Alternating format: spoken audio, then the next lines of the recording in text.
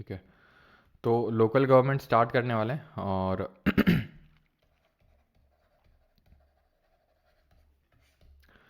तो इंडिया में देखो हमने अभी तक ये पढ़ा है कि एक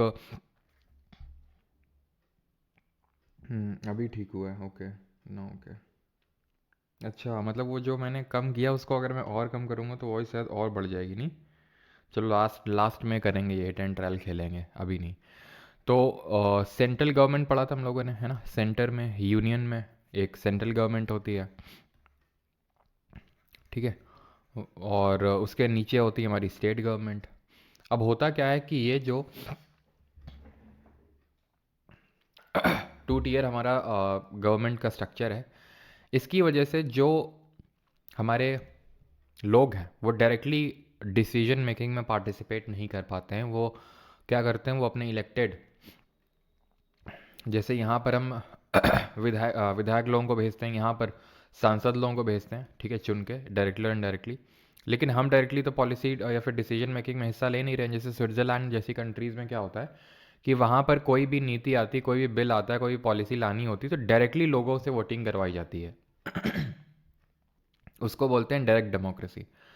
तो अब भाई जो लोकल लेवल के इश्यूज़ हैं, जैसे कि स्ट्रीट लाइट ख़राब हो गई है ना, सीवर का प्रॉब्लम है, पानी की टंकी मतलब फॉर एग्जांपल गांव में नहीं है, या फिर उसमें पानी गंदा आ रहा है, तो इस तरह के जो लोकल इश्यूज़ हैं, स्ट्रीट लाइट का प्रॉब्लम, तो ये सारे जो लोकल इश्यूज़ को देखने के लिए हमें एक वहाँ पर लोकल लेवल पे भी गवर्नमेंट चाहिए, जिसको बोलते हैं लोकल गवर्नमेंट।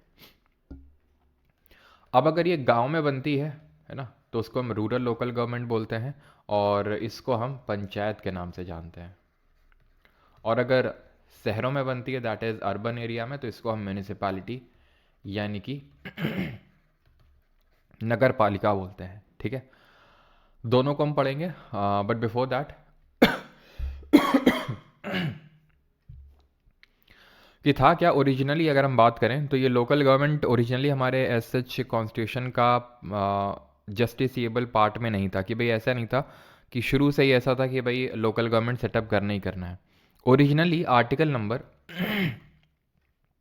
किस आर्टिकल में बोला था, ये आप कमेंट में बताएंगे, किस आर्टिकल में बोला गया था, जो डीपीएसपी का एक आर्टिकल है कि भाई पंचायत के फॉर्मेशन को पंचायत के फॉर्मेशन को बढ़ावा देना है स्टेट को, ऐसा बोला गया था आर्टिकल नंबर 40 में। अब क्योंकि ये आर्टिकल 40 एक डीपीएसपी है, तो ये नॉन जस्टिसिएबल है, हाँ, या फिर हम बोल सकते हैं non enforceable in a court of law. यानी ये मैंडेटरी नहीं था तब, जब ये आपका डीपीएसपी में था, ठीक है, कि सारे स्टेट्स को इसको लागू करना ही करना है, पंचायत को। लेकिन एक सेकेंड, गले में काफ़ी ज़्यादा किचकिच हो रही, खैर। तो तभी नॉन एनफोर्सिएबल पार्ट में था, लेकिन अभी क्या है अरे यार क्या हो गया गले में, सॉरी। तो आर्टिकल 40 में जब ये था तो नॉन एनफोर्सिएबल था, यानी कोई मैंडेशन नहीं था कि हर राज्य को ये सेटअप करना ही करना है पंचायत। लेकिन उसके बाद कुछ कमिटीज़ फॉर्म की गई, जैसे कि बलवंत राय मेहता कमेटी, ठीक है, 1957 में, Ashok Mehta committee, GVK Rao committee, LM Singhvi committee, Thungon committee, Gadgil committee, इतनी सारी क्या है कमिटीज़ को फॉर्म किया गया, ये एडवाइस करने के लिए कि इंडिया में पंचायती राज किस तरह से इम्प्लीमेंट किया जाना चाहिए। तो सबसे पहले जो कमेटी बनती है वो बलवंत राय मेहता जी की चेयरमैनशिप में कमेटी बनती है इन द ईयर 1957, जिसने कि रिकमेंड किया 3 टीयर 3 टीयर पंचायती राज सिस्टम को इसने रिकमेंड किया कि त्रिस्तरीय 3 स्तरीय जो है एक पंचायती राज व्यवस्था होनी चाहिए भारत में, ठीक है। 1959 में 1959 में 2 अक्टूबर 1959 को क्या होता है कि राजस्थान में सबसे पहले नागौर डिस्ट्रिक्ट में पंचायत के प्रोविजंस को लागू कर दिया जाता है, ठीक है। लेकिन याद रहे कि अभी भी ये आपका आर्टिकल 40 में ही है, और अभी भी नॉन जस्टिसेबल पार्ट में अभी तक भी ऐसा कोई मैंडेशन नहीं है, वो तो राजस्थान ने अपने हिसाब से कर दिया। 2 अक्टूबर को ही क्यों किया, क्योंकि हमने पढ़ा था आर्टिकल 40 को हमने गांधीयन डीपीएसपी में रखा था, क्यों, क्योंकि गांधी जी लोकल गवर्नमेंट को प्रमोट करते थे, पंचायत के फॉर्मेशन को वो प्रमोट करते थे, तो इसलिए 2 अक्टूबर को इसको लागू किया गया राजस्थान के नागौर डिस्ट्रिक्ट में। फिर एक अशोक मेहता कमेटी बनी 20 साल बाद, यानी कि बलवंत राय मेहता कमेटी जब बनी थी उसके 20 साल बाद 1977 में और उसने रिकमेंड किया 2 टियर पंचायती राज सिस्टम। इसने रिकमेंड किया था, बलवंत राय मेहता कमेटी ने 3 टियर, त्रिस्तरीय, और अशोक मेहता कमेटी ने 2 टियर। याद रखेंगे, अभी जो आईबी का एग्जाम हुआ था, आईबी एसएओ का, उसमें पूछा गया था, मतलब पंचायत से बहुत सारे क्वेश्चंस पूछे गए थे और उनमें से एक ये भी क्वेश्चन था, ठीक है, कि भाई किसने क्या रिकमेंडेशन दिया था। तो Balwant Rai Mehta committee 3 tier panchayati raj system, Ashok Mehta 2 tier. GVK Rao ने बोला था कि he reviewed the working of the constitution in relation to the working of the panchayat and municipality. ठीक है, तो इन्होंने कॉन्स्टिट्यूशन की प्रेजेंट टाइम की, मतलब उस टाइम की वर्किंग देखी थी, भाई कॉन्स्टिट्यूशन में क्या प्रोविजन है जो पंचायत के फॉर्मेशन को लेके बात करते हैं।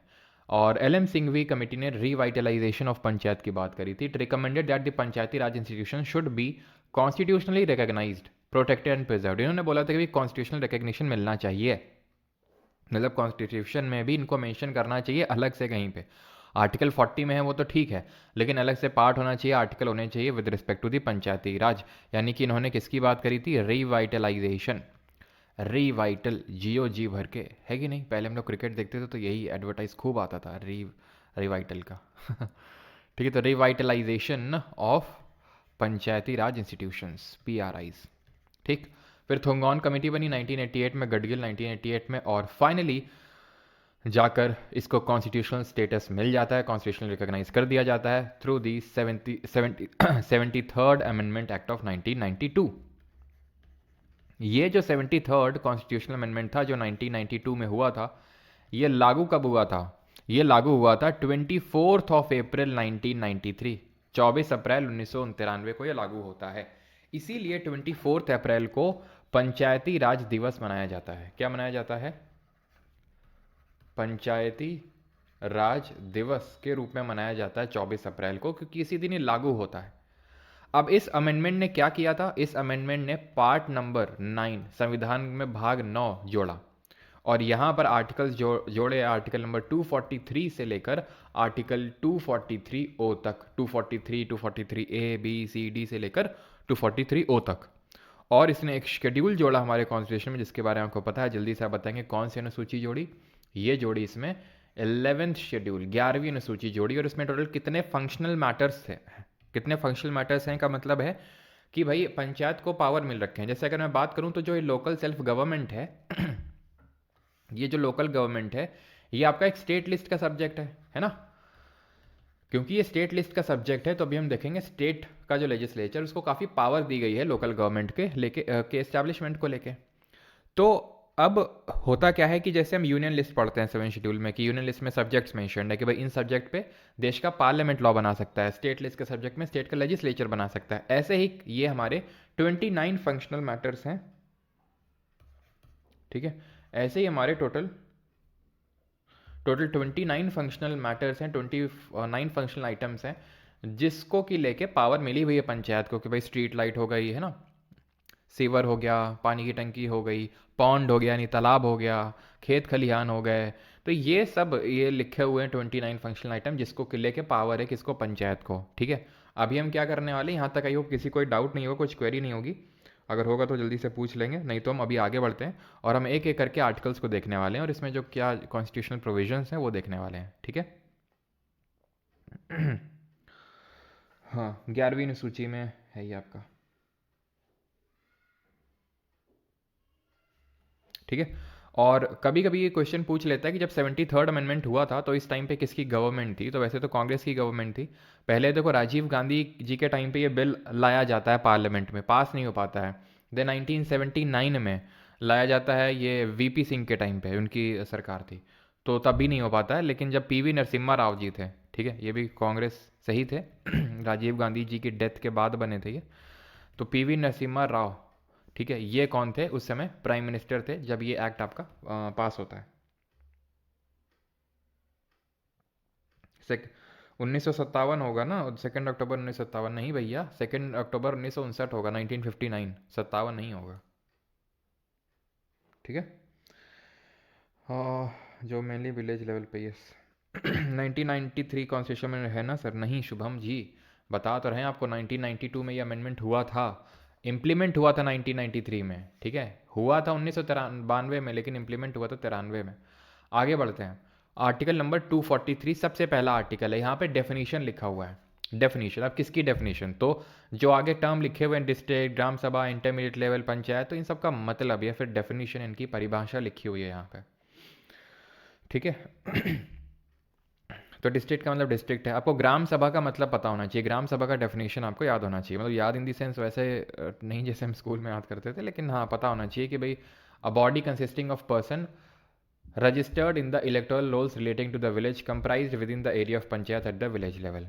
तो यानी कि एक ऐसी संस्था है जिसमें कि वो सारे लोग, सारे पर्सनस जो इलेक्टोरल रोल में जिनका नाम लिखा हुआ है, जो रजिस्टर्ड हैं रिलेटिंग टू द विलेज, वो सारे लोग, ठीक है, जो विलेज एरिया में रहते हैं जिनका इलेक्टोरल रोल में नाम है, वो ग्राम सभा के हिस्सा वो ग्राम सभा का हिस्सा माने जाएंगे। Intermediate level, a level between village और डिस्ट्रिक्ट लेवल, ठीक है। अब मैं आपको दिखाता हूँ यहाँ पे आप देख पाएंगे ये है 3 टियर पंचायती राज सिस्टम, ठीक है। तो एक होता है आपका विलेज लेवल, एक होता है डिस्ट्रिक्ट लेवल, और एक होता है ये ब्लॉक लेवल जिसको इंटरमीडिएट लेवल बोलते हैं। तो अभी हम इसको भी देखेंगे, ठीक है, लेकिन आप समझ गए होंगे इंटरमीडिएट लेवल का मतलब क्या है। जो विलेज लेवल और डिस्ट्रिक्ट लेवल के बीच में आता है उसको इंटरमीडिएट लेवल बोलते हैं, ठीक है। आगे बढ़ते हैं, बाकी ये सब देख सकते हो, नॉट दैट मच इंपॉर्टेंट, मतलब डेफिनेशंस लिखी हुई हैं सबकी। अब आता है ग्राम सभा का मतलब, 243A जो पहला मतलब काइंड ऑफ सेकंड आर्टिकल है 243A। A Gram Sabha may exercise such power and perform such functions at village level as the legislature of a state by law defined। तो ग्राम सभा जिसमें कौन है, विलेज एरिया में आने वाले वो सभी लोग जिनका इलेक्टोरल रोल में नाम है, तो वो लोग या फिर वो जो हमारी बॉडी है ग्राम सभा, वो क्या, उसके पास क्या पावर होंगे, वो क्या फंक्शन परफॉर्म करेगी, वो आर्टिकल 243A में लिखा हुआ है। 243B, अभी आपको अगेन जैसे मैं हमेशा बोलता हूँ, आर्टिकल को रटने में वो आपको दिमाग नहीं लगाना है, वो मैं आपको याद करवा दूंगा लास्ट में किसमें क्या लिखा हुआ, वो याद हो जाएगा आपको, और मेनली वही पूछता है इस एग्जाम में, ठीक है।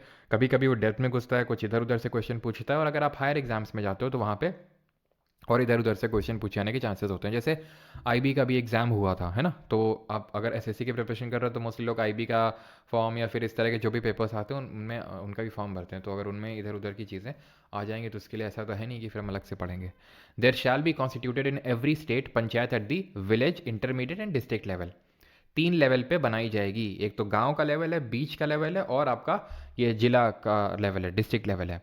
अलग अलग नाम से इसको हम जानते हैं जो भी हम देखेंगे। पंचायत एट दी, ठीक है, आप यहाँ पे देख सकते हैं विलेज लेवल है, ऐसे समझ लो, ये नीचे विलेज लेवल हो गया, ये इंटरमीडिएट लेवल हो गया, और टॉप पे हो गया आपका डिस्ट्रिक्ट लेवल।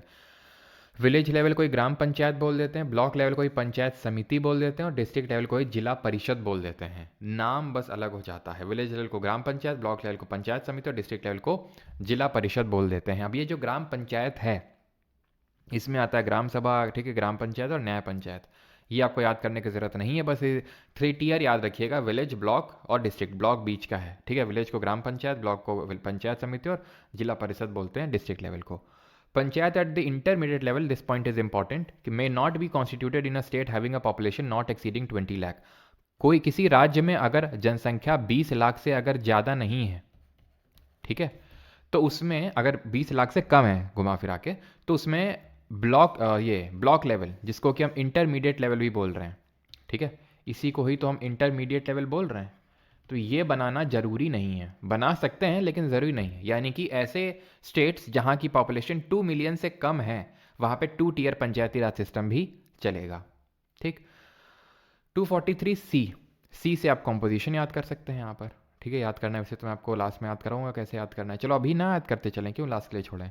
तो बी से ऐसे याद कर लो, बनना, ठीक है, कॉन्स्टिट्यूशन किस तरह से बन रही है पंचायत, तो पंचायत 3 स्तर में बन रही है, बी से बन रही है, ठीक है। ए से असेंबली, असेंबली मतलब सभा, तो ग्राम सभा के बारे में दिया है। सी से कॉम्पोजिशन, ठीक है, तो लेजिस्लेचर ऑफ अ स्टेट में by law make provision with respect to the composition of panchayat. इसका मतलब यह है कि जो राज्य का विधानमंडल है वो डिसाइड करेगा कि पंचायत का कॉम्पोजिशन किस तरह से होगा, एक्चुअल कॉम्पोजिशन। यानी कि वहाँ पे ये जब आपसे क्वेश्चन पूछेगा तो वो क्या करेगा, स्टेटमेंट में लेजिस्लेचर ऑफ अ स्टेट की जगह पार्लियामेंट लिख देगा, द पार्लियामेंट में बाई लॉ मेक प्रोविजंस। तो आपको पता होना चाहिए, नहीं, लेजिस्लेचर ऑफ द स्टेट, क्यों, क्योंकि लोकल अभी हमने देखा जो ये हमारा लोकल बॉडीज़ हैं, ये it is a state subject, ये स्टेट लिस्ट का सब्जेक्ट है इसलिए। All the seats in a panchayat shall be filled by person chosen by direct election, जितनी भी सीट हैं वो डायरेक्ट इलेक्शन के थ्रू ही भरी जाएंगी from territorial constituencies in that panchayat area. लेकिन जो चेयरमैन चुना जाएगा, ठीक है, जो चेयरमैन चुना जाएगा, ध्यान रखना कौन से लेवल पे है हमारा, एक तो विलेज लेवल है, एक इंटरमीडिएट लेवल है, और एक हमारा डिस्ट्रिक्ट लेवल है, ठीक है। तो इन दोनों लेवल पे जो पंचायत जो चेयरमैन चुना जाएगा वो आपका इनडायरेक्टली चुना जाएगा। इनडायरेक्टली का मतलब है जिनको कि हमने एक तरह से चुना है यहाँ पर, वो लोग चुन के अपना चेयरमैन डिसाइड करेंगे। और विलेज लेवल पे ये डायरेक्ट भी चुना जा सकता है, डायरेक्ट भी लोगों के द्वारा इलेक्ट हो सकता है, और इनडायरेक्ट भी। ये डिटरमाइन करेगा कौन, वहाँ का स्टेट लेजिस्लेचर, कि भाई किस तरह से विलेज लेवल पे होगा।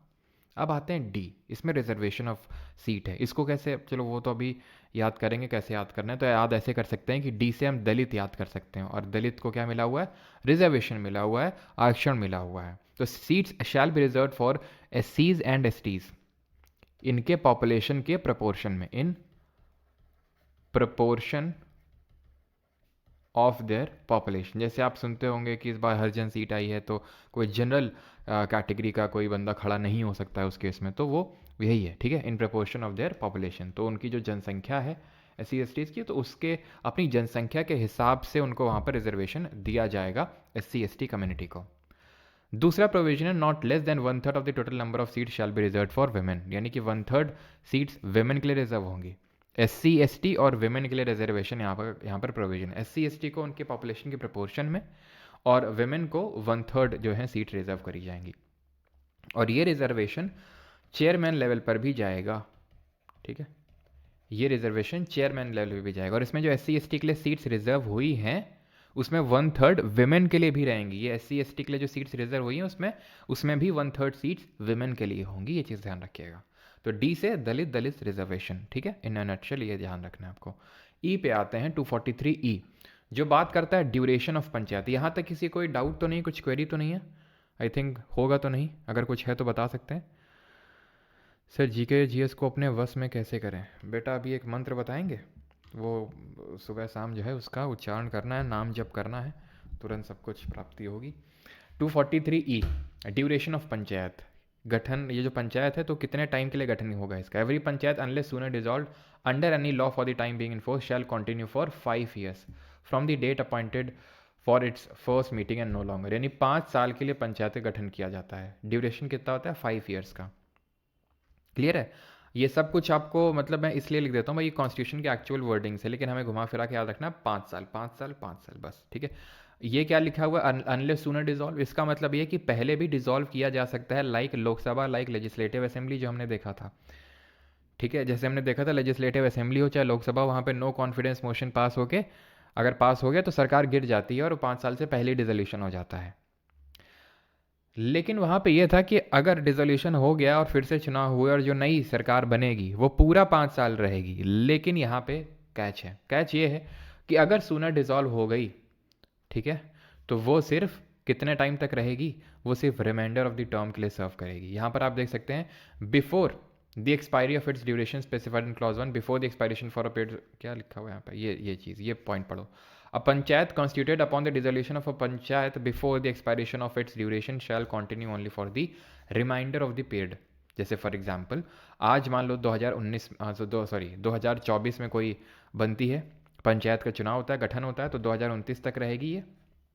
लेकिन मानते हैं 2026 में क्या होता है, ये जो पंचायत बनी थी वो डिज़ोल्व हो गई, ठीक है, वो ढंग से काम नहीं कर रही, तो वहाँ के लोगों ने सपोर्ट हटा लिया, तो भाई डिज़ोल्व हो गई, ठीक है। तो अब होगा क्या कि जो नई पंचायत बनेगी 2026 में, वो ये मत सोचना कि वो फिर से 2031 तक रहेगी, ना ना, वो सिर्फ अगले 3 साल तक ही रहेगी, 2029 तक, रिमाइंडर ऑफ द टर्म के लिए, ठीक है।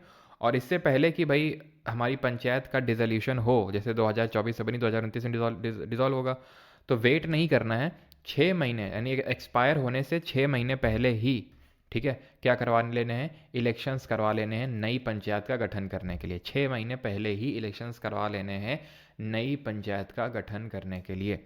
और ये इलेक्शन कौन करवाता है अभी हम देखेंगे, ठीक है। तो no amendment of any law for the time being in force shall have the effect of, ठीक है। तो ये आपको याद करने की बिल्कुल भी ज़रूरत नहीं है। ये वाला प्रोविजन पढ़ेंगे 243 ई का पहला वाला कि 5 साल का ड्यूरेशन होता है, और जो अर्ली डिसोल्यूशन होने पर, प्री मेच्योर डिसोल्यूशन होने पे जो पंचायत का गठन होता है वो सिर्फ रिमाइंडर ऑफ द टर्म के लिए सर्व करती है, ना कि पूरे टर्म के लिए। और 6 महीने के भीतर भीतर जो है आपको आपको चुनाव करवा लेने हैं। मतलब जैसे 2029 में ख़त्म होगी, 2029 का मतलब ऐसा वेट नहीं करेंगे कब वो ख़त्म हो जाए, 6 महीने पहले ही चुनाव करवा लेंगे। 243F ये बात करता है डिस्क्वालिफिकेशन फॉर मेंबरशिप। याद कैसे रखना है, एफ से फेल हो गए, डिस्क्वालीफाई हो गए। तो कौन डिस्क्वालीफाई होगा, तो अगर तभी डिस्क्वालीफाई होगा अगर वो किसी पर्टिकुलर लॉ जो वहाँ के स्टेट लेजिस्लेचर ने बनाया है। अब स्टेट लेजिस्लेचर को इतनी पावर्स क्यों दी गई हैं इसके रिस्पेक्ट में, क्यों इसलिए दी गई हैं क्योंकि हर स्टेट की नीड्स डिफरेंट है। कहीं पे बहुत ज़्यादा ट्राइबल पॉपुलेशन है, कहाँ कहीं बहुत ज़्यादा एससी पॉपुलेशन है, ओबीसी, तो मतलब उस हिसाब से वो स्टेट अपना प्रोविज़न देखेगा। जैसे कि यहाँ पर मैंने आपको बताया कि भाई एससी एसटी और वुमेन के लिए रिजर्वेशन है। रिजर्वेशन बैकवर्ड क्लासेस को भी दिया जा सकता है, रिजर्वेशन हमारे एमपीज एमएलएस को भी दिया जा सकता है कि भाई वो भी यहाँ पर आ सकते हैं। लेकिन ध्यान आपको इस बात का रखना है कि ये जो बैकवर्ड क्लासेस को जो मिलेगा क्या रिजर्वेशन, ये मैंडेटरी नहीं है। ये भाई देना ही पड़ेगा, चाहे किसी भी राज्य में पंचायत क्यों ना बन जाए, एससी एसटी और वुमेन को रिजर्वेशन प्रोवाइड करना ही पड़ेगा। लेकिन जो बैकवर्ड क्लासेस को यहाँ पे जो दिया जाएगा वो वहाँ का स्टेट लेजिस्लेचर पे डिपेंड करता है, वो देता है या नहीं देता है, मैंडेटरी नहीं है। समझ रहे हैं आप, तो ये चीज़ ध्यान रखिएगा। तो अगर कोई लॉ बनाया वहाँ के स्टेट लेजिस्लेचर ने तो डिस्क्वालीफाई हो जाएंगे, और 21 की उम्र पूरी नहीं हुई है तो डिस्क्वालीफाई हो जाएंगे, यानी कि 21 साल की उम्र होनी चाहिए आपको पंचायत का चुनाव लड़ने के लिए। If he so disqualified under any law, वही सेम चीज़ जो मैंने आपको बताई। The preparation of plans for economic development and social justice, तो ये क्या है, सॉरी 243 जी पे आ चुके हैं हम। जी का मतलब क्या है, इसमें लिखा हुआ है पावर, अथॉरिटी और रिस्पॉन्सिबिलिटी जो पंचायत को दी गई है। याद कैसे रखेंगे, जी से गोली याद कर लेंगे, गोली खाते ही क्या आ गई, पावर आ गई। पावर आएगी तो अथॉरिटी भी आएगी आपके उसमें, और authority with great power comes great responsibility also, है कि नहीं। तो फिर इकोनॉमिक डेवलपमेंट और सोशल जस्टिस करने के लिए वहाँ पे विलेज लेवल पे इकोनॉमिक डेवलपमेंट करने का जो है जिम्मा पंचायत को दिया जाता है। द इम्प्लीमेंटेशन ऑफ स्कीम्स, काफ़ी सारी हमारी सेंट्रल गवर्नमेंट स्टेट गवर्नमेंट की स्कीम चलती हैं, उनको ग्रास रूट लेवल पे इम्प्लीमेंट, यानी पंचायत लेवल पे विलेज लेवल पे इम्प्लीमेंट करने का काम होता है पंचायत का, for economic development and social justice. ठीक है, in relation to the matters listed in the 11 schedule. तो हमारे वो कौन से मैटर्स हैं, 29 फंक्शनल मैटर्स हैं। ठीक है, लेजिस्लेचर ऑफ अ स्टेट में बाई लॉ, तो यहाँ एच से क्या है, एच से है आपका power to impose tax by funds of the panchayat. H से आप ऐसे याद कर सकते हैं, हाउस टैक्स, हाउस और tax.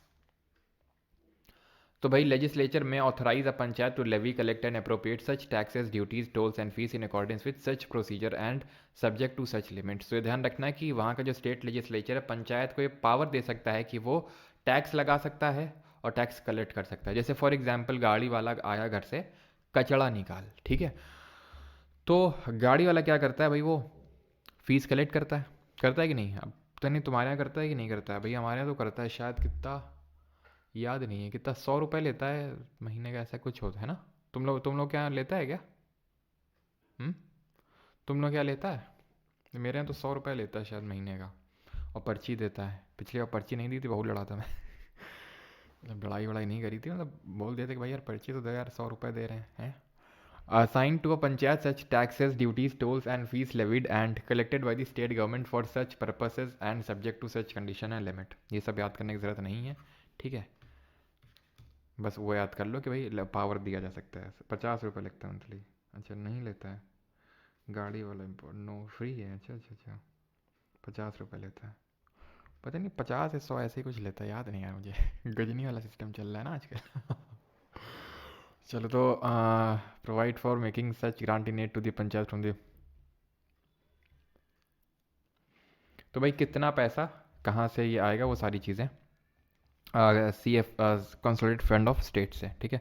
Assign to panchayat such taxes duties toll service, ये सब छोड़ दो, ठीक है, इंपॉर्टेंट नहीं है। आगे बढ़ते हैं। 243 आई क्या है, इसमें लिखा हुआ है कि भाई एक फाइनेंस कमीशन का गठन किया जाएगा, जो स्टेट का फाइनेंस कमीशन होगा वो ये सारी चीज़ें रिकमेंड करेगा कि ये जो कंसोलिडेटेड फंड ऑफ स्टेट है उससे कितना पैसा पंचायत को दिया जाना चाहिए। तो आई से याद कर लो इनकम, और इनकम का मतलब होता है फाइनेंसेस, है कि नहीं, इनकम का मतलब होता है फाइनेंसेस। तो आई से इनकम और इनकम से finance, finance commission of state का गठन किया जाएगा। वो भाई वहाँ का जो स्टेट लेजिस्लेचर है जो डिटरमाइन करेगा कि भाई जो कंसोलिडेटेड फंड ऑफ स्टेट है, यानी कि जो राज्य का क्या बोलेंगे उसको, कंसोलिडेटेड फंड को, तो वहाँ से कितना पैसा पंचायत को मिलेगा वो डिटरमाइन करेगा। जे में दिया हुआ है audit of account of panchayat, तो जो भी पंचायत का अकाउंट होगा उसकी ऑडिटिंग करी जाएगी। ऑडिट का मतलब ये है कि कितना पैसा आया, कितना पैसा पहुंचा, भाई कहीं पे घपलाबाजी तो नहीं हो गई, तो ये सारी चीज़ें, ठीक है। और उसको लेके लॉ कौन बनाएगा? Again the state legislature. याद कैसे रखेंगे? जे से जांच याद कर लेंगे। जांच का मतलब इंग्लिश में क्या होता है? ऑडिट। के 243 के में इलेक्शंस के बारे में लिखा हुआ है, elections to the panchayat. All elections to the panchayat shall be vested in a state election commission consisting of state election commissioner to be appointed by governor। यानी कि जो चुनाव करवाता है पंचायत के, ना सिर्फ पंचायत के बल्कि अभी हम नगर पालिका देखेंगे, म्यूनिसिपैलिटी, तो उनके भी चुनाव स्टेट का इलेक्शन कमीशन करवाता है, राज्य का चुनाव आयोग करवाता है। द कंडीशन ऑफ सर्विस और बाकी जो हमारा इलेक्शन कमीशन ऑफ इंडिया है उसके बारे में कल पढ़ेंगे कॉन्स्टिट्यूशन बॉडीज़ वाले लेक्चर में, जिसमें कि इलेक्शन कमीशन, कैग के बारे में, अटॉर्नी जनरल तो पढ़ ही चुके हैं, फाइनेंस कमीशन के बारे में पढ़ेंगे हम, वहाँ पे यूपीएससी, स्टेट पीएससी, ठीक है, इन सब के बारे में कल हम लोग पढ़ने वाले हैं। कल का लेक्चर भी काफ़ी इंपॉर्टेंट रहेगा, लास्ट रहेगा हमारा, ठीक है। तो state election commission commissioner to be appointed by governor, तो इसकी नियुक्ति कौन करेगा स्टेट इलेक्शन कमिश्नर की? राज्यपाल करेगा। यहाँ पे प्रेसिडेंट का कोई रोल नहीं है, पार्लियामेंट का कोई रोल नहीं है, यहाँ पर स्टेट लेजिस्लेचर और गवर्नर का रोल है। The condition of service and tenure of office of the state election commissioner shall be such as the governor में डिटरमाइन, यानी कि कंडीशन ऑफ सर्विस क्या होगी, ठीक है, कंडीशन ऑफ सर्विस क्या रहेंगी, और ऑफिस का जो भी सारी चीज़ें हैं वो कौन देखेगा कि भाई कैसा क्या मतलब टेन्योर रहेगा ऑफिस का, कितने टाइम के लिए रहेंगे, वो सारा काम देखने का डिसाइड करेंगे हमारे राज्यपाल जी, दैट इज़ गवर्नर। तो आर्टिकल 243 के तक हो गया। आगे बढ़ते हैं, अगला हमारा एल, ठीक है, application to union territories. It states that the provision of Part 9 of the Constitution which deals with the panchayat shall apply to union territories with certain modification। यानी ज्यों का त्यों अप्लाई नहीं हो जाएंगे पार्ट नंबर जो हमारे 9 के प्रोविजन है यूनियन टेरिटरीज में, विद सर्टेन मॉडिफिकेशंस होंगे। ये सब जो आपको राम गाथा लिखी हुई रटने की ज़रूरत नहीं है, बस ये याद कर लो, एल से यूटीज़ के एल लग गए, यूटीज़ के एल लग गए, यूनियन टेरिटरीज के एल लग गए, खत्म, ठीक है। एंड दिस 243 एम में क्या लिखा हुआ? Part not to apply to certain areas.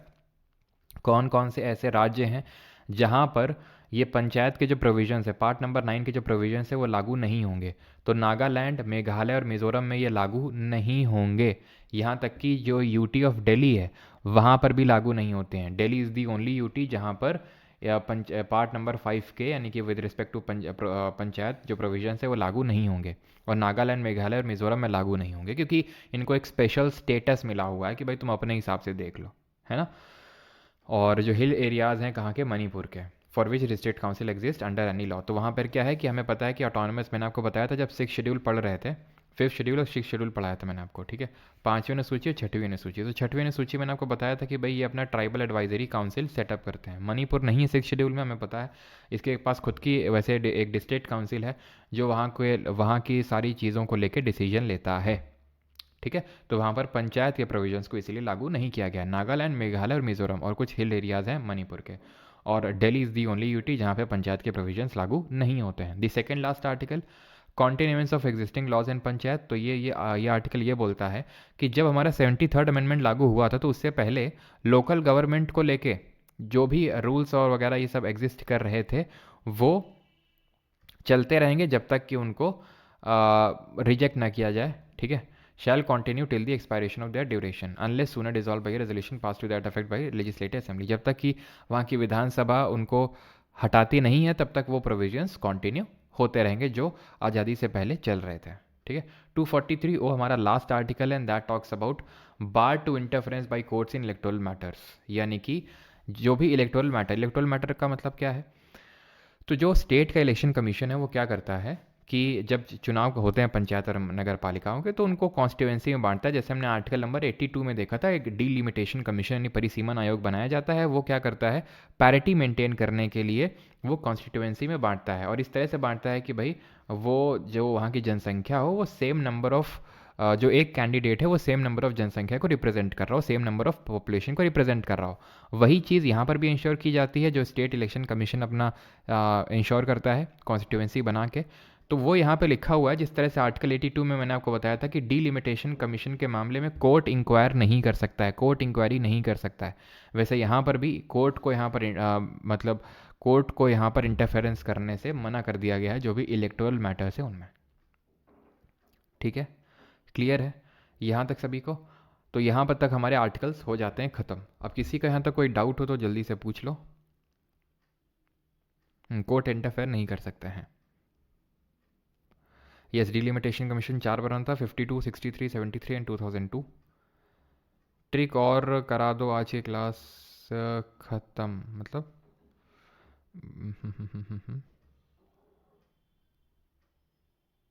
Sir कई लोग अपनी फॉर्च्यूनर के पीछे ब्लॉक प्रमुख लिखा लेते हैं, वही है क्या? ब्लॉक प्रमुख जो है म्यूनिसिपैलिटी में होता है, ठीक है। जो ब्लॉक प्रमुख होता है वो म्यूनिसिपैलिटी यानी कि नगर पालिका में होता है, ठीक है। और अगर हम बात करें पंचायत लेवल पे, तो पंचायत में जो वो पंचायत समिति होती है ना, जो बीच वाला इंटरमीडिएट, उसी को बोलते हैं, उसको भी बोलते हैं ब्लॉक प्रमुख। फॉर्च्यूनर लेके घूमते हैं, देख लो तुम। है एमएलए लोग क्या लेके घूमते होंगे, एमपी लोग का तो, है ना। सर समराइज़ कर दो, कर देते हैं समराइज़। चलो आगे बढ़ने से पहले मैं समराइज़ कर देता हूँ कि जो हमने अभी तक पढ़ा है, बस इसके बाद ख़त्म है, बस 5 मिनट का लेक्चर और बचा है, उसके बाद क्वेश्चंस करेंगे, ठीक है। तो हमने ये पढ़ा कि सबसे पहले आर्टिकल नंबर 40 मेंशन करता है पंचायत, लेकिन ये नॉन जस्टिसेबल पार्ट में है। देन होता क्या है कि हमारी काफ़ी सारी कमिटीज़ बनती हैं, जैसे बलवंत राय मेहता कमेटी उनमें से एक थी, सबसे पहले 1957 में बनती है, जो त्रिस्तरीय पंचायती राज व्यवस्था की बात करती है। 2 साल बाद 2 अक्टूबर 1959 को राजस्थान इसको लागू कर देता है, लेकिन अभी तक कोई ऐसा कोई एक्ट नहीं आया था, एक्ट पारित नहीं हुआ था, अधिनियम नहीं आया था जिसके तहत पंचायत के इस्टेब्लिशमेंट या फिर उसके फॉर्मेशन को लेकर कोई मैंडेशन क्रिएट किया गया हो। तो 2 अक्टूबर राजस्थान के नागौर डिस्ट्रिक्ट में ये होता है, ठीक है, सबसे पहले। उसके बाद ये होता है कि भाई हमारी अशोक मेहता कमेटी बनती है, गडगिल कमेटी बनती है, जीवी के राव कमेटी बनती है और थुंगॉन कमेटी बनती है। ये सारी कमेटीज़ कुछ ना कुछ अपनी रिकमेंडेशन देती हैं, तो उस उनके बेसिस पे 73rd अमेंडमेंट एक्ट होता है और 3 टियर पंचायती राज सिस्टम को लागू कर दिया जाता है on the basis of recommendation of Balwant Rai Mehta committee. 1992 में अमेंडमेंट होता है, 1993 में इम्प्लीमेंट होता है। 24 अप्रैल को उस दिन हम पंचायती राज दिवस मनाते हैं। नरसिम्हा राव जो हैं, पीवी नरसिम्हा राव उस समय प्रधानमंत्री हुआ करते थे। अब होता यह है कि हमारे इसके थ्रू पार्ट नंबर 9 कॉन्स्टिट्यूशन में जोड़ा गया, शेड्यूल नंबर 11 जोड़ा गया, और पार्ट नंबर 9 में 243 से लेकर 243 ओ तक इसमें जोड़ा गया। 243, 243 ए, बी, सी, डी, ई, ठीक है, एफ, जी, एच, आई, जे, के, एल, एम, एन एंड ओ, ठीक है। तो ए 243 में क्या है, डेफिनेशन दी हुई है। मेरे साथ साथ रिकॉल करो, ऐसा नहीं कि मतलब मैं लिख रहा हूँ यहाँ पे, ठीक है, मैं अपने लिए रिवाइज नहीं कर रहा हूँ, आपके लिए करवा रहा हूँ, तो आप रिकॉल करिए। जैसे 243 ए से क्या याद करेंगे, असेंबली, असेंबली मतलब सभा, तो इसमें ग्राम सभा के बारे में दिया हुआ है कि इसके पास क्या क्या पावर्स हैं इसके पास। बी से बनना, बनना मतलब इसका कॉन्स्टिट्यूशन दिया हुआ है कि भाई ये त्रिस्तरीय बनेगी, 3 लेवल पे बनेगी, ठीक है। सी से दिया हुआ है इसका कॉम्पोजिशन, कॉम्पोजिशन का मतलब है कि सारी जितनी भी सीट हैं वो भरी जाएंगी डायरेक्ट इलेक्शन से, और चेयरमैन की इंटरमीडिएट और डिस्ट्रिक्ट लेवल पे इनडायरेक्टली, और विलेज लेवल पे जैसा वहाँ का स्टेट लेजिस्लेचर बोलेगा। डी, डी से दलित, दलित से रिजर्वेशन, तो इसमें रिजर्वेशन दिया गया है, किसको दिया गया है, SC ST को उनके पॉपुलेशन के प्रोपोर्शन में, और वुमेन को 1/3। ई से, ई का मतलब होता है, देखो ई का मतलब होता है 5, रीजनिंग में ही तो होता है, ई का मतलब 5 होता है, तो 5 साल का क्या है इनका ड्यूरेशन होता है। और अगर अर्ली डिसोल्यूशन हो गया तो फिर रिमाइंडर ऑफ द टर्म के लिए पंचायत सर्व करती है, और 6 महीने के अंदर इलेक्शन करवा लेने होते हैं आपको। एफ से फेल, फेल मतलब डिस्क्वालिफिकेशन। तो भैया अगर आपकी 21 साल की उम्र हो चुकी है तो ठीक है, नहीं तो अगर नहीं हुई है तो फिर आप डिस्क्वालीफाई कर दिए जाएंगे, या फिर कोई और अगर इस तरह का लॉ वहाँ की स्टेट लेजिस्लेचर क्रिएट करती है तो भी।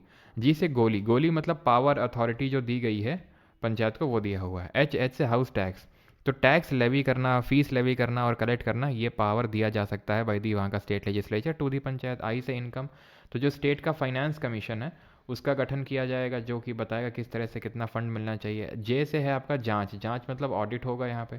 के से है इलेक्शन, के से क्या है, के से है इलेक्शन, ठीक है, कि इलेक्शन कौन करवाएगा, स्टेट का जो इलेक्शन कमीशन है वो करवाएगा। एल किसके लग गए थे, यूटीज़ के, कि यूटीज़ में विद सर्टेन मॉडिफिकेशंस अप्लाई होंगे पार्ट नंबर 9 के प्रोविजंस, ठीक है।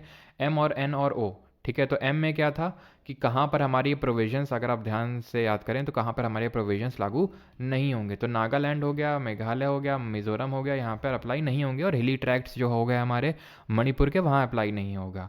और एन से जरा आप बता देंगे एन में क्या था, अभी हमने पढ़ा था, और ओ में अभी हमने लास्ट में सबसे पढ़ा कि बार टू इंटरफेरेंस बाई कोर्ट, यानी कि जो कोर्ट है वो इंटरफेयर नहीं कर सकते हैं इलेक्टोरल मैटर्स पे, ठीक है।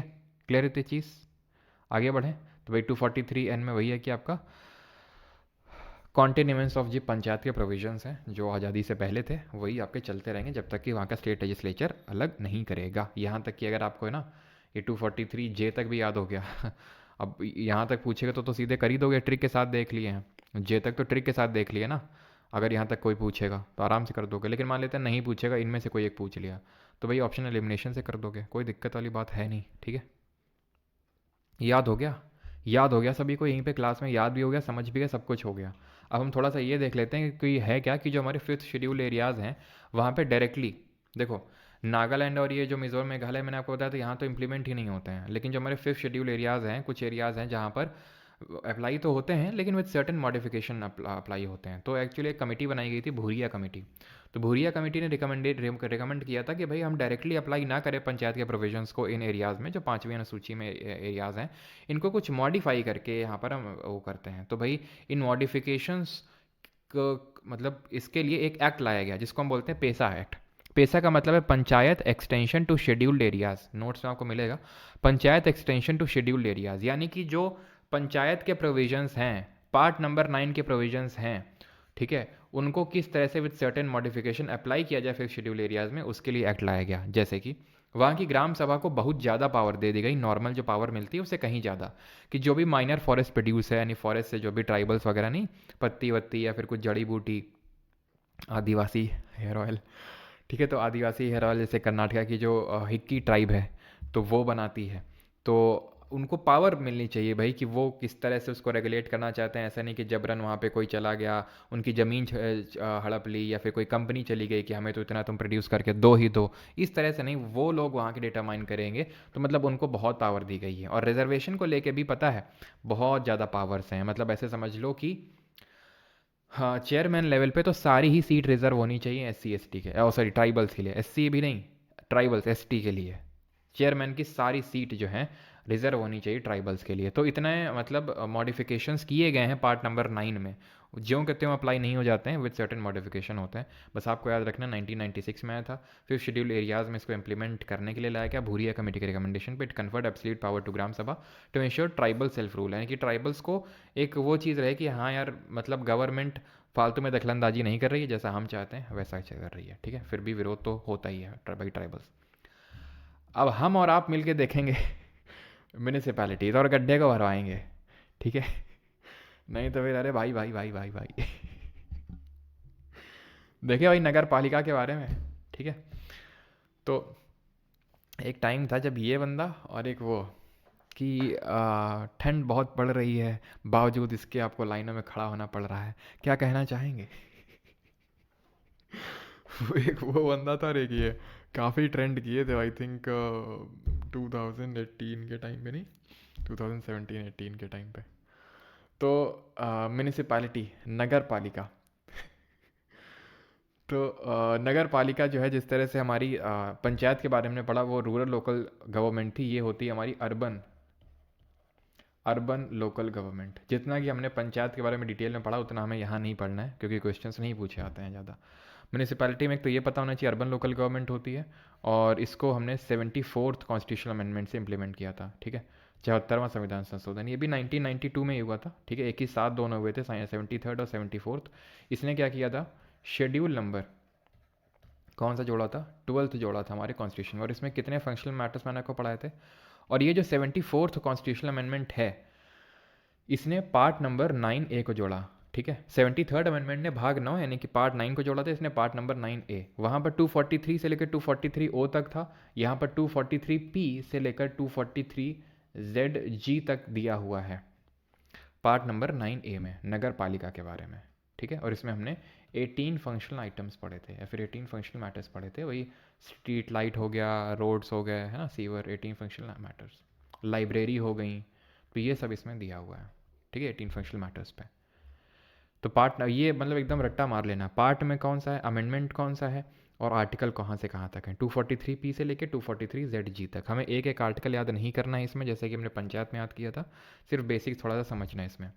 तो देश की जो पहली म्यूनिसिपल कॉरपोरेशन उसको स्टैब्लिश किया गया था, सेटअप किया गया था। ठीक है, पहली एक तरह से हम बोल सकते हैं नगर निगम को सेटअप किया गया था कब, 1687 80 60 1687 1688 के टाइम पे मद्रास में, ठीक है। 1870 में लॉर्ड मेयो जो उस टाइम पे वॉइस रॉय थे इंडिया में, तो वो एक रेजोल्यूशन लाते हैं फाइनेंशियल डिसेंट्रलाइजेशन। फाइनेंशियल डिसेंट्रलाइजेशन का मतलब ये हो गया कि भाई क्या बोलेंगे इसको, वित्तीय विकेंद्रीकरण, कि किस तरह से जो पैसा है टॉप लेवल पे उसको डिसेंट्रलाइज करना है। अब भाई जैसे हमारी ये जो लोकल गवर्नमेंट है ये एक डिसेंट्रलाइजेशन का एक जीता जागता उदाहरण है। डिसेंट्रलाइजेशन सेंट्रलाइजेशन का उल्टा है। सेंट्रलाइजेशन का मतलब है कि धीरे धीरे जो पावर है वो एक जो टॉप लेवल की ब्यूरोक्रेसी है, जो गवर्नमेंट है, उसी में ही वो कॉन्स्टिट्यूटेड है, ठीक है। डिसेंट्रलाइजेशन का मतलब ये है कि वो जो पावर है वो उसको नीचे भी पहुंचाया जा रहा है, ग्रास रूट लेवल तक, इसका मतलब होता है डिसेंट्रलाइजेशन, ठीक है। तो फाइनेंशियल डिसेंट्रलाइजेशन की सबसे पहले बात 1870 में लॉर्ड मेयो ने करी थी, और रिपन एक रेजोल्यूशन लाए थे 1882 में, जिसको कि Magna carta of local self government बोलते हैं। वो लोकल सेल्फ गवर्नमेंट को लेकर एक रेजोल्यूशन, एक प्रस्ताव लाए थे। और क्योंकि ये सबसे पहले प्रस्ताव लाए थे इसलिए रिपन जी को, ठीक है, हम father of local self government बोलते हैं, ठीक है। अभी जब हम हिस्ट्री पढ़ेंगे तो आपको समझ में आएगा क्यों मैं रिपन जी बोल रहा हूँ, ठीक है। Father of local self government, क्योंकि इन्होंने लोकल सेल्फ गवर्नमेंट के लिए और in to be specific in general India के लिए काफ़ी अच्छी चीज़ें करी इन्होंने, ठीक है, लॉर्ड रिपन ने। तो रिपन रेजोल्यूशन लाए, तो जिसको हम Magna carta of local self government बोलते हैं। तो 3 पॉइंट याद रहेंगे। मद्रास में आया था, फाइनेंशियल डिसेंट्रलाइजेशन को लेकर रेजोल्यूशन मेयो लाए थे, और रिपन जो है इनको father of local self government के नाम से जानते हैं, ठीक है। और जो रेजोल्यूशन लाए थे उसको Magna carta of local self government. अब जो हमारी अर्बन लोकल गवर्नमेंट होती हैं वो टोटल 8 प्रकार की होती हैं। म्यूनिसिपल कॉर्पोरेशन होती है, म्यूनिसिपैलिटी होती है, नोटिफाइड एरिया कमेटी होती है, कंटोनमेंट बोर्ड होते हैं, टाउनशिप होती है, टाउन एरिया कमेटी होती है, पोर्ट ट्रस्ट होते हैं, स्पेशल पर्पस एजेंसी। होता क्या है कि शहरों में अलग अलग रिक्वायरमेंट होती है। जैसे जहाँ पर मिलिट्री रह रही है मान लो, ठीक है, तो उसको हम कंटोनमेंट एरिया बोलते हैं। तो अगर मिलिट्री रह रही है और कंटोनमेंट एरिया है वो, तो वहाँ पर सिविलियंस का एडमिनिस्ट्रेशन किस तरह से किया जाएगा वो कंटोनमेंट बोर्ड डिसाइड करेगा। कंटोनमेंट बोर्ड वहाँ बनाया जाएगा जहाँ पर मिलिट्री रह रही होगी, तो वहाँ पर सिविलियन कैसे, उनका कैसा एडमिनिस्ट्रेशन होगा, तो वो कंटोनमेंट बोर्ड। कहीं पे पोर्ट है, ठीक है, कहीं पे बंदरगाह है, तो वहाँ पर सिविलियंस का कैसा क्या होगा, तो उसके लिए पोर्ट ट्रस्ट बनाया गया है। किसी स्पेशल पर्पस के लिए स्पेशल पर्पस एजेंसी बनाई जाती है। तो इस तरह की हमारी 8 तरह की लोकल अर्बन गवर्नमेंट होती हैं। अगर हम इन टू बी स्पेसिफिक म्यूनिसिपैलिटीज़ की बात करें तो ये भी 3 तरह की होती हैं। म्यूनिसिपैलिटी होती हैं, ये 3 टाइप्स की होती हैं, ध्यान रखिएगा, ठीक है। म्यूनिसिपैलिटी जो देखने को मिलती हैं, एक तो नगर पंचायत और म्यूनिसिपल काउंसिल और म्यूनिसिपल कॉरपोरेशन। जो बड़ा अर्बन एरिया होता है, बहुत बड़ा अर्बन एरिया है, तो वहाँ पर म्यूनिसिपल कॉरपोरेशन होता है। जो एक छोटा सा अर्बन एरिया है, शहरी इलाका है, तो वहाँ पर म्यूनिसिपल काउंसिल होती है। और ट्रांजिशनल एरिया का मतलब है जहाँ पर रूरल और अर्बन के बीच में ट्रांजिशन है, तो उसको हम बोलते हैं, वहाँ पर होती है नगर पंचायत। नगर भी है और पंचायत भी है, मतलब कि वहाँ रूरल और अर्बन के बीच में ट्रांजिशन है। क्लियर इतनी चीज़ें। यहाँ पर भी जितनी सीटें भरी जाती हैं, ठीक है, all seats are filled through direct election, ठीक है, थ्रू डायरेक्ट इलेक्शन, जैसे कि पंचायत में भरी जा रही थी। यहाँ पर भी चुनाव कौन करवाता है, स्टेट का इलेक्शन कमीशन करवाता है, जो हमने 243 के में देखा था। यहाँ पर भी आपका स्टेट का फाइनेंस कमीशन होता है, जो हमने आर्टिकल 243 में देखा था, ठीक है।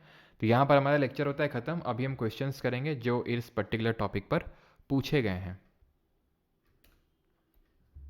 पहला question, which part of the constitution deals with the panchayat. कौन सा पार्ट है जो पंचायत से, रेलवेज का एक क्लास होगा रितेश कुमार, ठीक है, एक।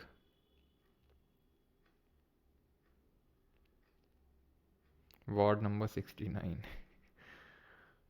सर मैं आपको कानपुर में देखा कल, अच्छा कल देख लिए तुम फाइनली है।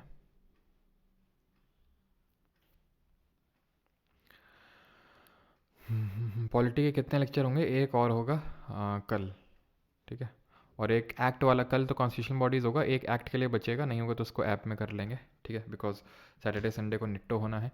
तो which part of the constitution deals with the panchayat, part 10, 9, 8, 7 या फिर 4। तो हमें पता है पार्ट नंबर 9।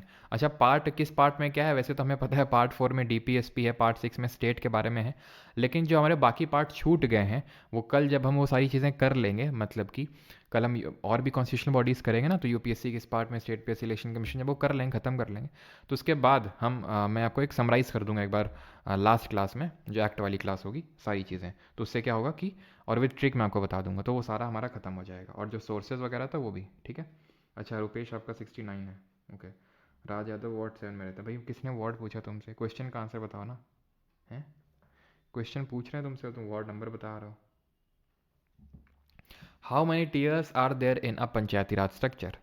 सीपीओ में क्वेश्चन पूछा गया भाई कि पंचायती राज स्ट्रक्चर में कितने टीयर्स होते हैं? 3 टीयर होते हैं। ठीक है। एक विलेज लेवल होता है, इंटरमीडिएट लेवल होता है, और ब्लॉक लेवल होता है। सॉरी, विलेज लेवल होता है, इंटरमीडिएट लेवल होता है, डिस्ट्रिक्ट लेवल होता है। ठीक है। Which of the following articles of the constitution mentions about the organisation of village panchayat? हाँ, तो कौन सा आर्टिकल है? 36 है? नहीं। 36 में क्या दिया हुआ जरा बताएंगे? 31 है? नहीं। इसमें क्या दिया हुआ है? 38 में क्या दिया हुआ है? आंसर होगा ऑप्शन नंबर बी 40। 36 में दिया हुआ है यहाँ पर स्टेट की डेफिनेशन। 37 में क्या दिया हुआ है कि डीपीएसपी नॉन जस्टिसेबल है। 38 में 31 में क्या दिया हुआ है?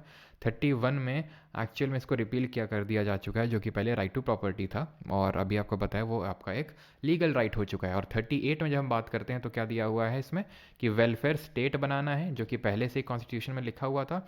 देन बाई अमेंडमेंट इसमें एक और चीज़ ऐड करी गई, and that was to minimise inequality in income status facility and opportunity. Comment करके बताएंगे ये जो मिनिमाइज करना इनइक्वालिटी वाला, इसको किस अमेंडमेंट से जोड़ा गया था? 73rd amendment provided a constitutional status to the urban local bodies. Yes, सही है। बिल्कुल गलत है। क्यों? क्योंकि 73rd अमेंडमेंट ने अर्बन लोकल बॉडीज नहीं, रूरल लोकल बॉडीज को कॉन्स्टिट्यूशनल स्टेटस दिया था। 74th ने अर्बन लोकल बॉडीज को दिया था। अर्बन लोकल बॉडीज मतलब म्यूनिसिपैलिटी, रूरल मतलब पंचायत। तो पहला वाला अगर गलत हो गया तो इसको इसको हटा देंगे हम लोग यहाँ से। ठीक है। ये आपका और हाँ, अब कुछ लोग बोलेंगे यूपीएससी के क्वेश्चन सर आज नहीं लिए, लिए हैं, बीच में इंक्लूड हैं। ये आपका यूपीएससी का क्वेश्चन है जो आप यहाँ पर कर रहे हैं। ठीक है। फिर अभी आगे सीडीएस, सीएपीएफ और ये सब के क्वेश्चन हैं, लिख रखा मैंने, तो मिक्स कर दिया आज सब। ठीक है। तो ये तो होगा नहीं। Panchayat extension to scheduled areas act, वही जो 1996 का है, extend the provision of panchayat to the tribal areas of the 12 states. ठीक है। तो एक्चुअल में ये जो शेड्यूल्ड एरियाज है वहाँ पर ये इनको वो जो है एक्सटेंड करता है। National Panchayati Raj day celebrated in on April 24th। तो यहाँ पर आंसर हो जाएगा ऑप्शन नंबर डी 3 ओनली। अब यहाँ पर कमिटी और उसने क्या रिकमेंड किया था वो यहाँ पर लिखा हुआ है। तो अगर आप एक भी पकड़ पाएंगे, ये क्वेश्चन IBACIO में जो हुआ था उसमें पूछा गया था, तो यहाँ पर अगर आप एक भी ध्यान से पकड़ पाएंगे तो वो कर पाएंगे। SSC MTS के स्कैम के बारे में क्या बताना भाई। चलो, तो अगर हम बताएं तो अगर हम देखें तो अशोक मेहता कमेटी ने 2 टीयर पंचायती राज सिस्टम को के बारे में बताया था। तो नहीं, A का 3 होगा, ख़त्म हो गया। A का 3 सिर्फ एक ही में है ना। वैसे तो हमने ये भी देखा था, ये भी देखा था, लेकिन आप अशोक मेहता कमेटी से भी इसको एलिमिनेट कर सकते थे। The constitution of India contains no provision for the constitution. ये CAPF 2021 में क्वेश्चन पूछा गया।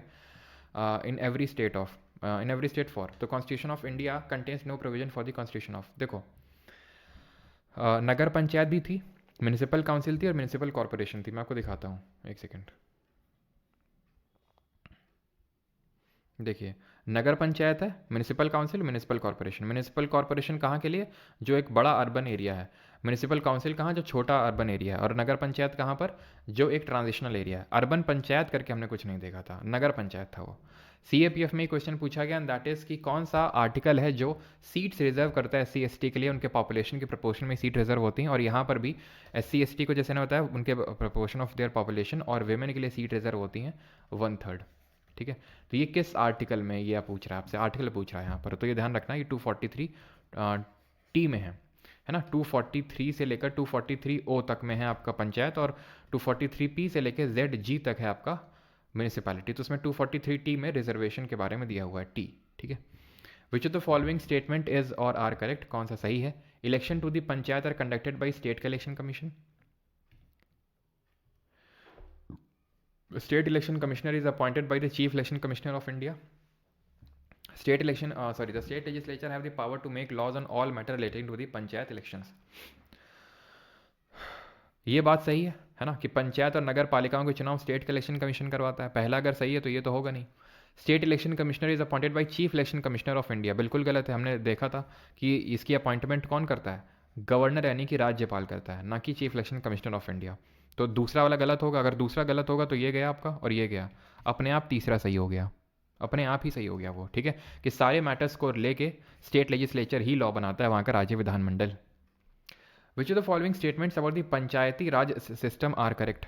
ये भी आपका, ये CDS का क्वेश्चन है आपका, ठीक है। All seats in panchayat are filled by person chosen by direct election. सारी सीटें जो भरी जाती हैं वो डायरेक्ट इलेक्शन के थ्रू, बिल्कुल सही है। चेयरमैन के लिए मैंने अलग बताया था, बाकी ऑल सीट जो होती हैं वो आपकी डायरेक्ट इलेक्शन से होती हैं। ग्राम सभा consist of person registered in the village electoral role, बिल्कुल सही है। जितने भी लोग विलेज इलेक्टोरल रोल में हैं वो सब होंगे। Chairperson of panchayat is elected in accordance with the law pass by each state, ठीक है। तो वो वहाँ के स्टेट ने जो लॉ पास कर रखा है उसके हिसाब से चेयरमैन को वहाँ के जो विलेज लेवल है उसमें इलेक्ट किया जाएगा। All state in India have a 3 tier panchayati raj system, ये गलत होगा, क्योंकि हमें पता है कि सारे राज्यों में 3 टियर पंचायती राज सिस्टम नहीं है। वो स्टेट जहाँ की पॉपुलेशन कितने से कम है, 2 मिलियन, 20 लाख से कम है, वहाँ पर इंटरमीडिएट लेवल की ज़रूरत नहीं है। मतलब ऐसा ज़रूरी नहीं कि वहाँ पे रखना ही नहीं है, अगर वो चाहता है स्टेट तो वो इंटरमीडिएट लेवल को हटा सकता है और 2 टियर भी इंप्लीमेंट कर सकता है, लेकिन तभी अगर वहाँ की पॉपुलेशन यानी जनसंख्या 2 मिलियन से कम है तभी। Under which article of constitution has provision been made for the reservation of seats for women. CDS में पूछा गया रिजर्वेशन फॉर वेमेन। अब रिजर्वेशन बी से हमने याद किया था बनना, बनना का मतलब है कि गठन किस तरह से होगा, कॉन्स्टिट्यूशन किस तरह से होगा पंचायत का। सी से सॉरी, ठीक है, कॉन्स्टिट्यूशन। सी से हमने पढ़ा था कॉम्पोजिशन किस तरह से होगा, ठीक है। इसमें तो हमने पढ़ा था कि भाई 3 टियर पंचायती राज सिस्टम, और कॉम्पोजिशन में पढ़ा था कि भाई all seats will be filled through direct election, और वो सारी चीज़ें हैं। डी से दलित और दलित से रिजर्वेशन, इस तरह से। ई से, ई का मतलब होता है 5 और 5 साल का क्या होता है ड्यूरेशन, तो इसमें ड्यूरेशन दिया हुआ है, तो ये सब हमें याद करते रहना, रिकॉल करते रहना बार बार। CDS में क्वेश्चन पूछा गया, which of the following statements about the panchayat in India as per the constitution is all correct. There is a provision for reservation of seats for the SCs and STs। SC ST के लिए reservation का provision है, बिल्कुल है यार। किस article में, अभी हमने देखा, जल्दी से बताइए। Panchayat are not authorise to collect taxes. अब याद करो ना, आर्टिकल 243H हाउस टैक्स करके याद किए थे, उसमें था ना कि पंचायत को ऑथराइज मतलब किया दिया जा सकते हैं पावर टू लेवी दी और levy and collect the taxes और टू लेवी दी फाइन जो फीस होती है। तो ये वाला गलत हो जाएगा और ये वाला सही हो जाएगा, ऑप्शन नंबर ए। और ये किसमें है, 243D में। अगला है 11th, ये आपका सिविल सर्विसेज। इसी बार का जो पेपर हुआ है सिविल सर्विसेज का, उसी में क्वेश्चन पूछा गया है। प्रगति सिंह राजपूत, स्वाति सिंह, प्रियंका परी चौहान, अभिषेक, सुष्मिता आर, रेखा मीना, मनीषा रावत, संजना सिंह, अंजलि, प्रतीक्षा, अभिषेक, रितेश। भाई बाकी लोग भी आंसर दीजिए, सिर्फ कुछ ही नाम क्यों दिखते हैं यहाँ पे। सर UPSC CSC के लिए भी एक वीडियो बना दीजिए प्रिपरेशन के लिए। पहले भाई SSC कर लें फिर UPSC भी कर लेंगे। Power of municipality are given in the part number 9A, बिल्कुल सही है। Part 9 panchayat, part number 9A municipality. Emergency power, ये तो यार मैं पढ़ा चुका हूँ, पार्ट नंबर 18 में दिया हुआ है। आर्टिकल बताइए जल्दी से। और जो हमारा कॉन्स्टिट्यूशनल अमेंडमेंट के जो प्रोविजन है पार्ट नंबर 20, देख रहे हैं? नहीं देख रहे हैं आप IAS बन चुके हैं, बधाई हो, ठीक है। तो ये कौन से आर्टिकल में, आर्टिकल नंबर 352 से 360 के बीच में है, ठीक है, 352 से 360। और पार्ट नंबर 20 में आर्टिकल नंबर 368। कितने तरह के अमेंडमेंट्स, कितने टाइप्स के अमेंडमेंट दिए हुए हैं आर्टिकल 368 में। Gram sabha means a body consisting of person registered under dash. Gram sabha का अर्थ है पंजीकृत व्यक्तियों से बनी संस्था। तो ग्राम सभा CISF असिस्टेंट कमांडेंट है, सीधा असिस्टेंट का। तुमको लगेगा सर CISF असिस्टेंट कमांडेंट क्या CAPF का होता है, हमें बुद्धू समझ रखे हो क्या? बेटा तुम बुद्धू हो, ठीक है। जिन लोगों को नहीं पता है CISF में क्या होता है, अभी धीरे धीरे CRPF में भी होने लग गया है। डिपार्टमेंटल एग्जाम होता है, जैसे आप CPO के थ्रू SI लगोगे, ठीक है, तो आपकी अगर 5 साल की सर्विस हो जाएगी तो उसके बाद आप डिपार्टमेंटल एग्जाम में बैठ सकते हो और आप सीधे असिस्टेंट कमांडेंट बन सकते हो, ग्रुप 1 गजटेड लेवल ऑफिसर, उसको हम बोलते हैं। फिर आपके नाम मतलब, लेकिन वो पता है जब आप मतलब बन भी जाओगे तो हमेशा, अगर जैसे मान लो आपका नाम है रजत कुमार, ठीक है, तो रजत कुमार AC जब लिखा होगा तो उसके आगे लिखा रहेगा LDCE, limited departmental competitive exam, ठीक है। यानी आप इस एग्ज़ाम के थ्रू हुए थे। अगर आप CAPF के डायरेक्टली थ्रू जो एग्ज़ाम होता है ना, UPSC जो ये भी UPSC करवाती है, ठीक है, और उसके थ्रू अगर लगते हो तो वहाँ पर वो होता है डायरेक्ट एंट्री ऑफिसर, ठीक है। पावर ऑलमोस्ट सेम ही होती है, सच डिफरेंस नहीं होता है। तो उसमें पूछा गया था ये। तो ग्राम सभा क्या है, तो अच्छा क्वेश्चन है। देखिए तो यहाँ पर 2 ऑप्शन में कंफ्यूज होंगे आप। In the electoral roll consisting relating to the village comprise within the area of panchayat at the village level. In the electoral roll of ward अब वार्ड की तो यार कहीं चर्चा करी नहीं थी, अगर आप ध्यान से देख लो मैंने जो डेफिनेशन यहाँ पर लिखी थी उसी में आपको विजिबल हो जाएगा क्लियरली, अगर आपने गौर फरमाया होगा। ये देख लो, a body consisting of person registered in the electoral roll relating to the village, electoral roll relating to the village, ना कि वार्ड, ठीक है। Electoral roll consisting to the relating to the village, ठीक है, ये ध्यान रखेंगे। अगला ये भी सी एस एफ ए सी में क्वेश्चन पूछा गया आपका और नॉट करेक्ट पूछा है, इसमें कौन सा सही नहीं है। वार्ड्स म्यूनिसपैलिटी में होते हैं। सर पढ़ते टाइम नींद को कैसे रोकें बता दीजिए प्लीज़ सर, पढ़ते टाइम। चलो एक वीडियो बना देंगे, बिकॉज सर्दियाँ आ रही है और सर्दियों में नींद थोड़ी ज़्यादा आती है ना। आज जैसे भी वाला बैकग्राउंड नहीं रखा, नहीं ठीक है, तो नींद ज़्यादा आती है तो उसके रिगार्डिंग हम आपको बता देंगे कैसे क्या चीज़ें रखनी है। फिर गलत बोला, प्रियंका नहीं प्रियंका, अच्छा ठीक है। सर पंचायती राज सिस्टम से भाई ऐसा कोई सिस्टम नहीं था, ठीक है, जैसे कि कहीं कहीं पे जैसे हरियाणा में खाप पंचायत चलती है। नेक रोटेशन, अरे हाँ यार भूल ही गए थे नेक rotation, thank you Kalpana ji. Batch का प्राइस स्टडी जोन एग्जामिनेशन, नहीं अभी तो नहीं होगा स्टडी जोन। पुष्पेंद्र साहू सी बता रहे हैं, अच्छा देखते हैं। Not less than 1/3 of the total number of offices of chairperson at each level are reserve for the women, सही है। Reservation of SCs and STs are provided for at all the three level of local bodies, yes. State can provide for reservation of the OBCs if needed, क्या पूछा, क्या not correct ना, ये भी सही है। State election commissioner is appointed by, C नहीं होगा पुष्पेन जी, ठीक है, डी होगा इसका। कौन अपॉइंट करता है, गवर्नर। इफ़ नीडेड, हमने आपको क्या बताया था कि रिजर्वेशन बताया था कि नहीं बताया था, SC ST को होता है, वुमेन को होता है, वो मैंडेटरी है। बैकवर्ड क्लासेस को रिजर्वेशन वो दे सकता है वहाँ का स्टेट लेजिस्लेचर अगर चाहे तो, इफ़ नीडेड, है ना, तो सही है। साइंटिस्ट बन लो जल्दी से। Which are the following statement relating to the duration of panchayat is not correct, तो ड्यूरेशन के बारे में कौन सा सही नहीं है बताइए जल्दी से।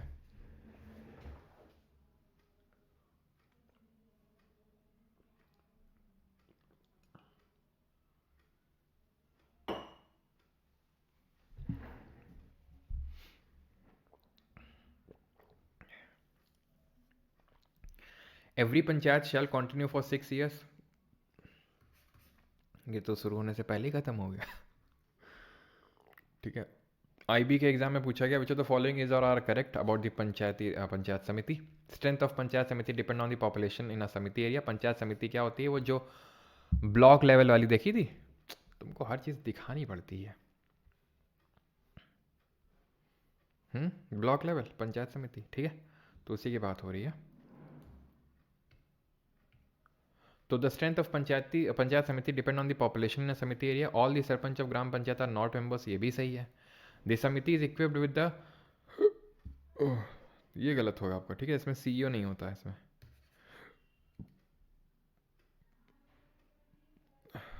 विच of the following committees was or were set up by the government for the local bodies in India. कौन सी कमेटी को सेटअप किया गया था, तो हमने देखा था सबसे पहले बलवंत राय मेहता कमेटी बनी थी, फिर अशोक मेहता कमेटी बनी थी, तो option number B. Khusro committee तो मैंने आपको पढ़ाया नहीं भैया, 10 में पढ़ने का वीडियो कब दोगे। कार्तिक मिश्रा पहले ये वीडियो कर लें फिर दे देंगे वो वाला भी वीडियो। प्रेरणा पांडे सर डॉक्टर, हाँ डॉक्टर को दिखाया तो लेकिन डॉक्टर ठीक नहीं कर पा रहा है।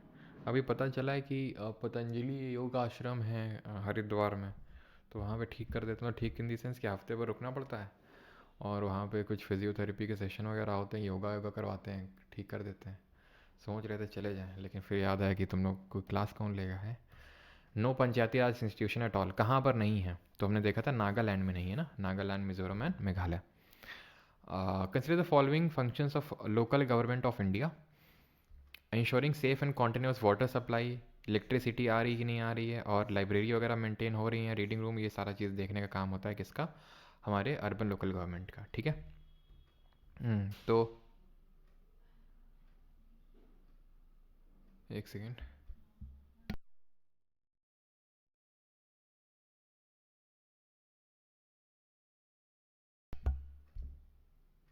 ठीक है, तो which of the following is are discretionary functions, तो इनमें से ये ऑप्शन यार गलत हैं इसमें, ठीक है।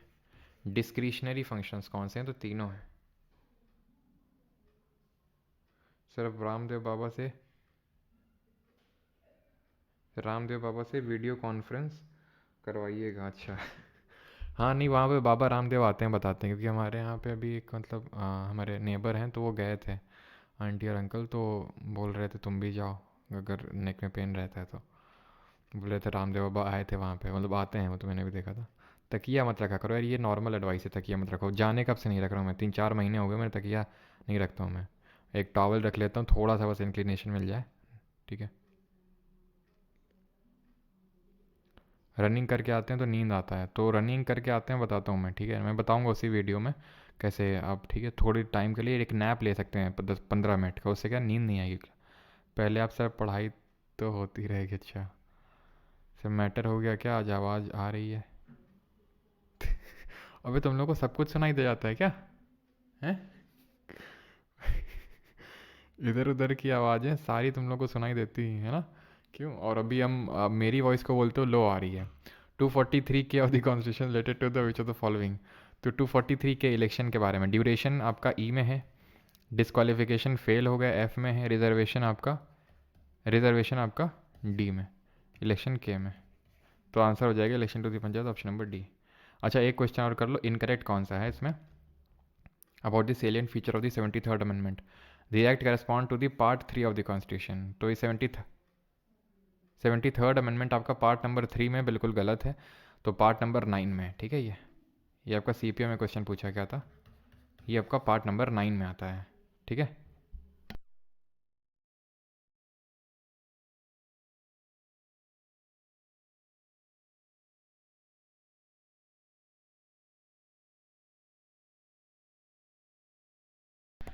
ग्राम सभा is a meeting of all adults who live in the area covered by. तो ग्राम सभा सारे अडल्ट की मीटिंग होती है जो कहाँ पर रह रहे हैं, जो रह रहे हैं आपके पर्टिकुलर पंचायत एरिया में, ठीक है।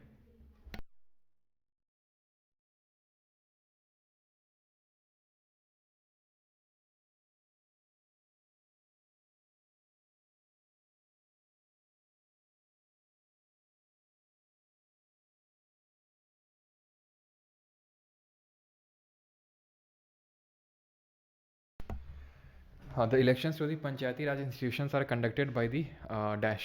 तो कौन करवाता है पंचायती राज के? ये स्टेट के इलेक्शन कमीशन करवाता है। The election to constitute a panchayat should be completed before the expiration of how, मतलब कितने महीने पहले इलेक्शंस करवा लेने हैं? तो हमने पढ़ा था कि 6 महीने पहले ही इलेक्शंस करवा लेने हैं। If the state government dissolve the Panchayati Raj institution before the end of the 5-year term, fresh election should be ordinarily be held within, again वही 6 मंथ, 6 महीने पहले ही चुनाव करवा लेने हैं। अब panchayat continuous for how many, ठीक है, एकदम ठीक है, देख रहे हो ख़त्म सवाल है। 73rd अमेंडमेंट, ये आपके फेज 12 अभी इसी बार साल पूछा गया। 73rd amendment 1992 makes provision for a 3-tier Panchayati raj system for all state, the state having population above. तो 3 tier बनाना है, कहाँ पर बनाना है? जहाँ पर 2 मिलियन से ज़्यादा है पॉपुलेशन, 20 लाख से ज़्यादा है, 20 लाख से कम है तो 2 tier में ही काम चल जाएगा, ठीक है। आपका SSC quiz group PYQ based है क्या, मॉक बेस्ड? पीवाईक्यू बेस्ड है, ठीक है, पीवाईक्यू बेस्ड है वो पूरी तरह से, ठीक है। Provision related municipality are mention in which part? Municipality part 6 state, part 5 union, part 12 पढ़े नहीं अभी, पार्ट 9 है, ठीक है। बाकी यार 3-4 क्वेश्चन तो खुद से भी करो हैं। चलो भाई, थैंक यू सभी को, धन्यवाद। और क्या मेरी भी नेक में हलवा क्वेश्चन है सर? बिल्कुल, न्यूरोलॉजिस्ट को दिखाओ, अगर आप पेन सही नहीं हो जाए तो हमें भी बता दीजिएगा, हम भी दिखा लेंगे। अच्छा, कोई मतलब है यहाँ पे कि जो ये आश्रम, ये जो मैंने आपको बताया पतंजलि योग आश्रम योग पीठ जो हरिद्वार में है, यहाँ पे कोई गया है? Use collar belt please sir, use. Aman Singh, पता नहीं किसी ने बोला था कि कॉलर बेल्ट से सफोकेशन होता है। सर हम अपूर्व गुप्ता कानपुर से। सर आप जेके मंदिर से कितने किलोमीटर दूर हैं? बट हम हैं तो बहुत दूर, लेकिन आज जो है अभी थोड़ी देर बाद ही जेके मंदिर के बहुत बहुत नज़दीक आने वाले हैं। जेके मंदिर तो नहीं, लेकिन जेके मंदिर के बहुत नज़दीक। और आने आने का जो पर्पस है वो ये है कि वहाँ पे एक डॉक्टर हैं और बाबा को दिखाने ले जाना है वहाँ पे, मेरे ग्रैंडफादर को। तो अभी थोड़ी देर में बस निकल ही रहा हूँ मैं। हाँ, तो वहीं पे, लेकिन मैं नाम नहीं बताऊंगा, नाम बता दूंगा तो फिर तुम पहचान जाओगे। और डॉक्टर का अगर मैं डिजिग्नेशन बता दूंगा, प्रोफेशन, तो भी तुम जान जाओगे, है ना। तो वो नहीं। शादी कर लो सर, मालिश होती है। मालिश होगा डेली, है। Recording, okay okay okay.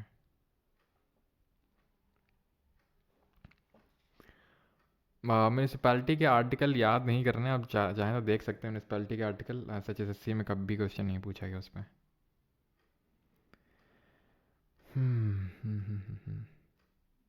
Sound sound खेलते हैं चलो सर। अच्छा अच्छा।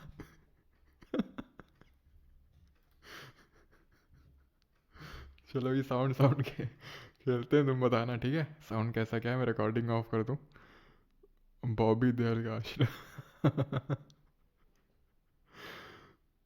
so do exercise called as फालून दफा। ये फालून दफा क्या होता है भाई, मैं पहली बार सुना फालून दफा।